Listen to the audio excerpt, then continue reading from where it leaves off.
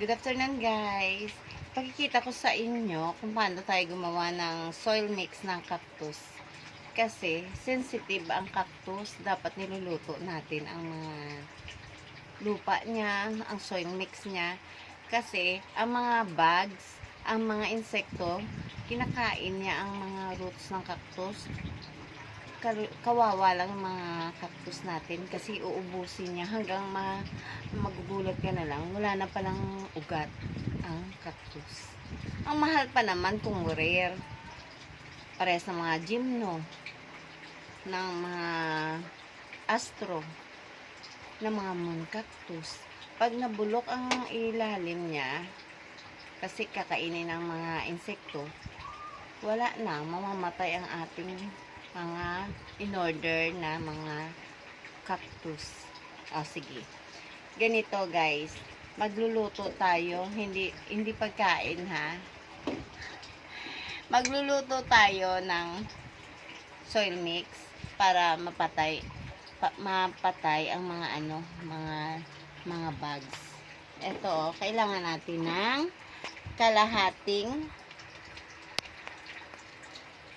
kalahating kilo ng sand.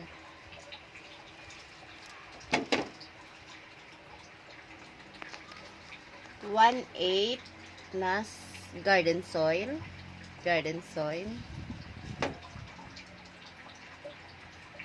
1/8 na rice hull na yung luma na, yung nabubulok.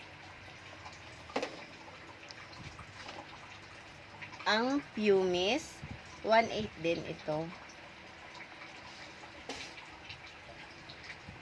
And the last, ang eggshells na dinurog ko guys. Kasi ito ang nagbibigay ng calcium sa ating soil mix. No need ka na mag-osmocot. No need ka na mag-fertilizer kung merong ganito. Okay na guys. I-on ko na guys ang ang gasol.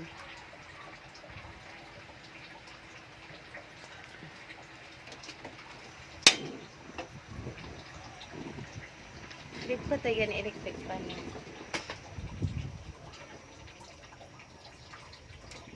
Yan.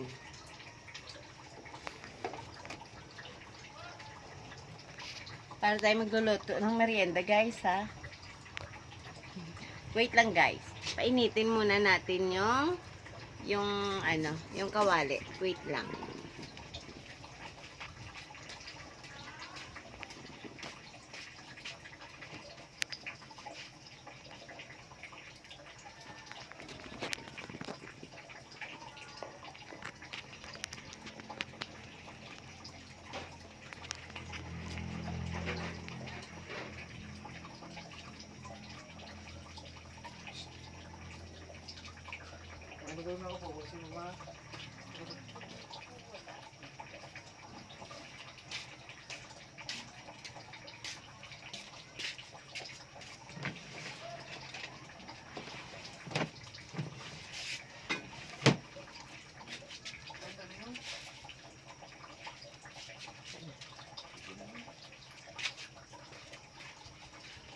Ito na guys, ilalagay natin muna unahin natin ang pinakamaraming problema, ang ating soil, garden soil.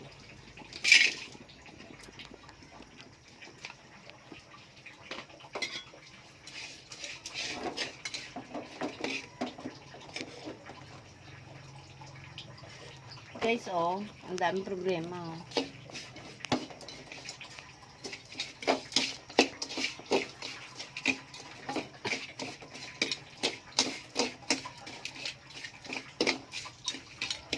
Yan.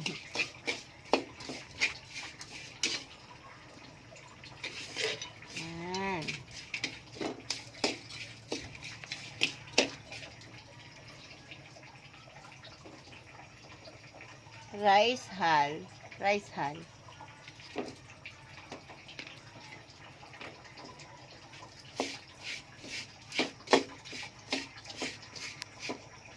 Mm.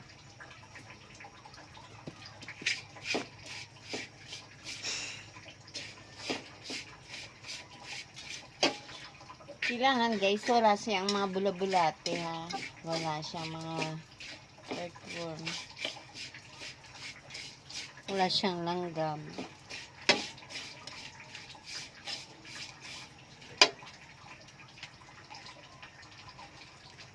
Eggshell.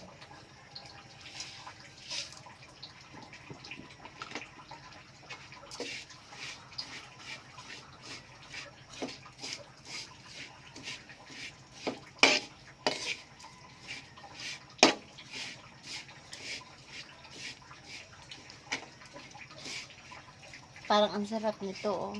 Wala pa akong merienda. Kagigising ko lang. Inubo na ako, guys. Oh.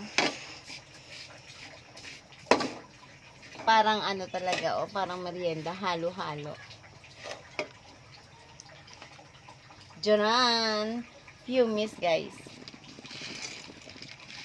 Pag may cactus, may pumice. Hindi kasi mabubuhay ang ano, hindi kasi mabubuhay guys ang cactus sa purong lupa. Kailangan sand and pumice. Mamaya kakain na tayo, joke. Ang init guys.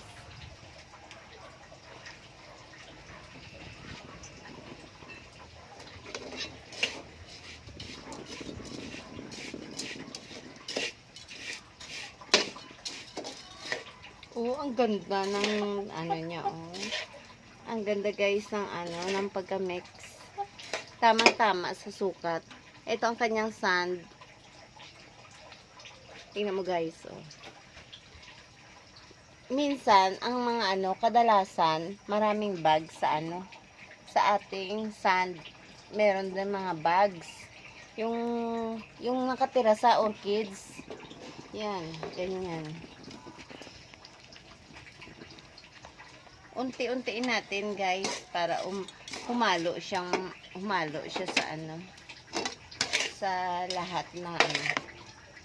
Dahan-dahan nating ihahalo ang sand. O tingnan mo guys, oh.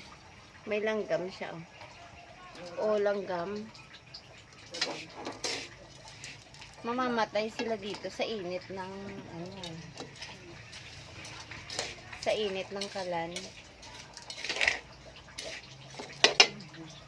Parang iluluto ko na yung time. Joke!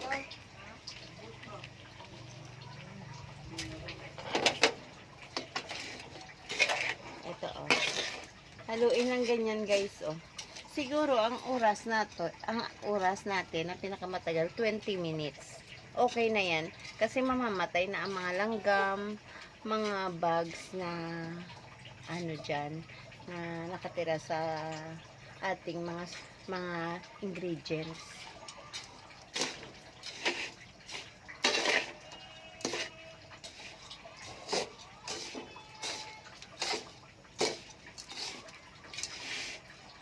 Yan. Dadagdagan natin hanggang maubos. No more. No more, no less.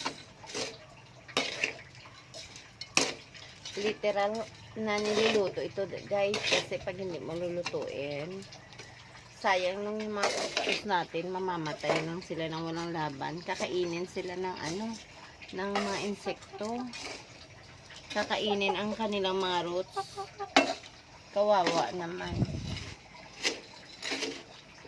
Magtataka ka na lang bakit naubos. Bilog ang cactus, pala hindi lumalaki kasi wala na siyang laman sa loob. Ubos na ng insekto dun sa loob. Puro balat na lang ng cactus ang naka-form as andyan. Pagtanggal mo, wala na pala. Bulok na siya.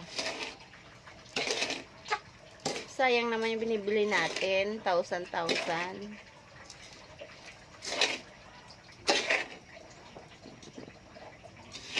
Yan.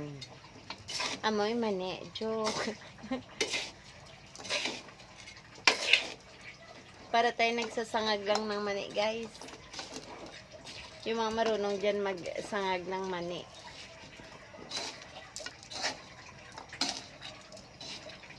Ayan. Guys, oh, ang ganda ng halo niya, oh.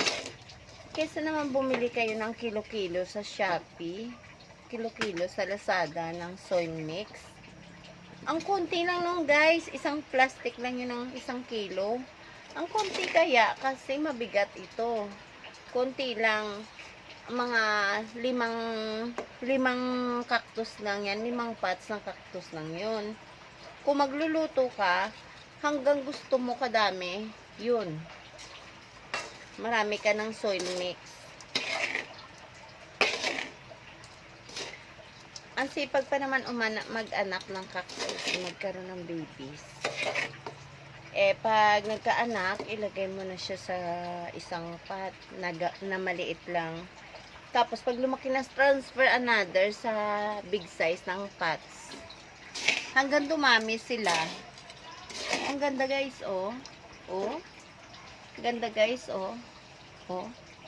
Oh. Yan. Sand plus dew mist plus eggshell plus garden soil plus ano galing nakalimutan ko. Plus ako. Joke. Yan. Yan. Tingnan nyo guys. Oh, ang ganda-ganda. Rice hull. Yan. Pumice. Sand. Eggshells. At saka ng garden soil. Sa mga garden nyo lang na dyan, pwede kayong kumuha ng mga garden dyan. Basta, kailangan 1/8 lang sila. Equivalent to kabilugan na yan 1 in 1.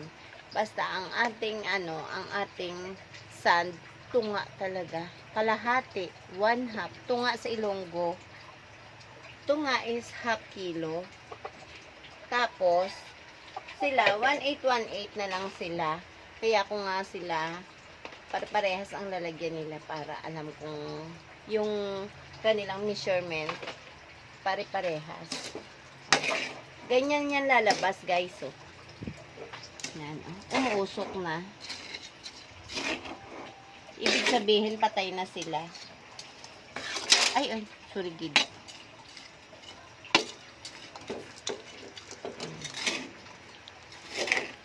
Yan.